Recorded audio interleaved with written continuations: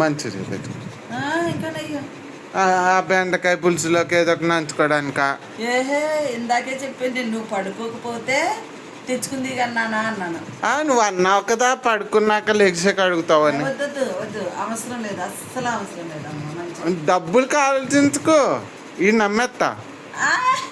అయిపోయి ఈ బంగారన్నా వజ్రాలు ఉండనే ఈ నమ్మేసి మంచిగా తెచ్చుకుంటా.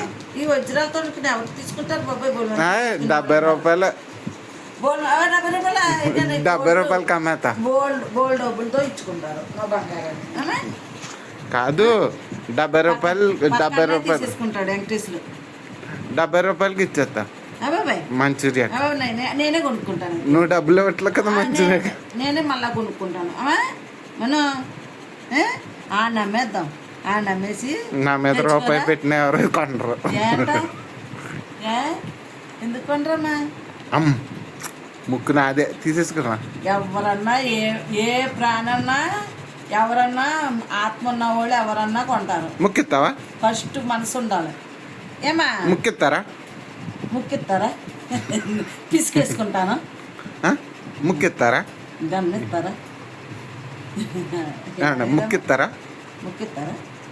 ఒకసారి జస్ట్ అలాగా అలా తీసుకుని ఒకసారి నోట్లో వేసుకుంటాను అంతే, మళ్ళీ ఇచ్చుతాను. అబ్బా అనుకో బెండకాయ పులుసు లాగా ఉట్టి బెండకాయ పులుసు ఉన్నా బాగుంటుంది. అందులో చిలకడ దుంపేసా కూర తీయగా చచ్చింది. అది నీకు మాటలు బాగా ఎక్కువైపోతున్నాయి రా. తీపిసిచ్చు కూర దప్పలమే మరి బెండకాయ దప్పలం అమ్మా. మనం బెండకాయ దప్పలం కదా. కనీసం వంకాయ అయితే సప్పగానే అవుతుంది. తీసుకురాలే నిన్న వంకాయలు చేదుగా ఉంటాయి ఎండాకాలం అని తీసుకురాబుతారు. ఉట్టి బెండకాయలు చిలకడ దంపేసే వరకు తీయగా ఉంది కూర.